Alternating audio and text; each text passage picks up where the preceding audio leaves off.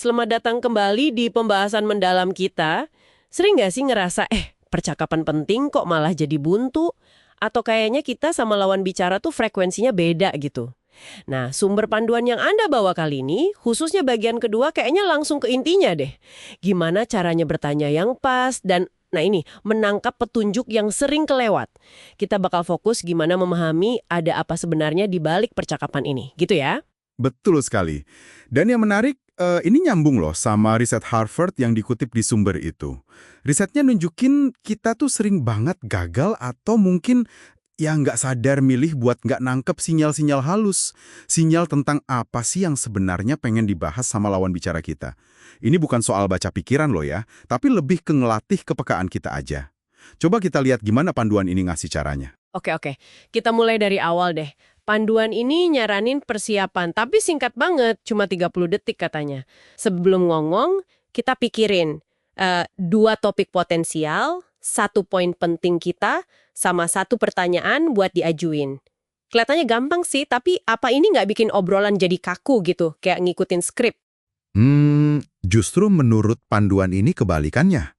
Persiapan singkat ini bukan buat bikin skrip kaku, tapi lebih kayak ngasih kita pegangan aja, semacam amunisi mental gitu. Tujuannya tuh biar kita kurang cemas mikirin, nanti ngomong apa ya? Jadi bisa lebih rileks. Nah kalau udah rileks, kita bisa lebih fokus dengerin lawan bicara dari awal. Jadi malah nebekali bukan batasin. Oke, masuk akal sih, biar nggak blank di awal ya. Terus pas percakapan udah mulai nih, panduan ini bilang ada semacam negosiasi diam-diam gitu ya, buat nentuin anak obrolan. Nah di sini peran bertanya jadi penting banget kan, apalagi pertanyaan yang ngundang orang lain buat ngomongin apa yang ada di pikiran mereka. Tepat sekali. Pertanyaan yang pas, apalagi yang terbuka ya, bukan yang jawabannya cuma ya atau tidak. Itu fungsinya kayak undangan. Kita mempersilahkan lawan bicara buat ngungkapin apa sih prioritas mereka, nilai-nilai mereka, atau bahkan logika berpikir yang lagi mereka pakai saat itu. Ini kunci banget buat benar-benar paham isi kepala mereka, bukan cuma nebak-nebak atau pakai asumsi kita aja. Nah soal logika ini nih saya penasaran banget. Panduan ini ngasih cara buat baca petunjuknya.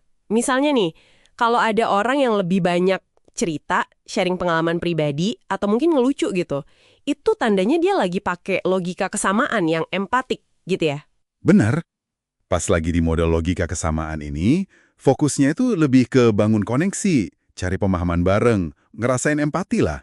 Mereka nggak lagi nyari analisis untung rugi atau debat soal solusi. Kalau kita maksain respon analitis pas momen kayak gini, wah bisa kerasa dingin banget dan bikin nggak nyambung. Kayak contoh, dokter di sumber itu tuh, yang jadi susah connect sama pasiennya. Oke, jadi kebalikannya nih, kalau mereka ngomonginnya soal rencana, analisis pro kontra, nimbang-nimbang pilihan gitu, itu berarti mereka lagi pakai logika untung rugi yang lebih praktis, lebih analitis. Persis. Itu sinyal mereka di dalam kerangka pikir yang rasional, lagi nyari solusi atau keputusan yang basisnya data atau argumen logis. Nah, respons kita sebaiknya juga ngikutin ke arah sana. Perhatiin juga petunjuk lain, misalnya kalau tiba-tiba ganti topik atau ngulang pertanyaan dengan cara beda. Itu bisa jadi indikator kuat soal isu apa yang sebenarnya pengen banget mereka bahas lebih dalam. Terus, ada lagi nih, yang menurut saya cukup berani dari panduan ini. Bereksperimen sedikit katanya. Maksudnya gimana tuh? Kayak coba lempar jokes ringan, atau tanya sesuatu yang agak nggak terduga, atau bahkan nyela tapi sopan ya, buat klarifikasi. Terus lihat reaksinya. Ini kayak ngetes ombak gitu ya? Iya bisa dibilang gitu. Ini cara halus sih, buat kita sama-sama secara kolaboratif gitu nentuin aturan main atau norma dalam percakapan yang spesifik itu.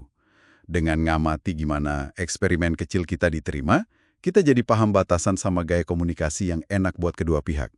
Ini nyambung banget sama prinsip penyesuaian atau matching principle ya, yang juga disebut di sumber ini. Idenya kan kita secara sadar nyamain beberapa aspek komunikasi kita, kayak nada atau kecepatan bicara, biar lebih nyambung sama lawan bicara. Nah, eksperimen kecil tadi bantu kita tahu penyesuaian kayak gimana yang pas. Oke.